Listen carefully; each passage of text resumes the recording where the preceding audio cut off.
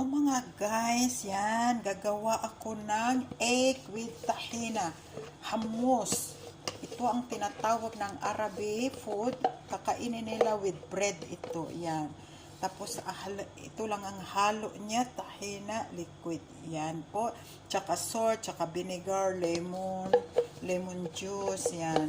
Very simple lang ito, kaya lang masarap sa kanila, yan. Yung tahena, gawin mo lang na i-mixing sa kanya.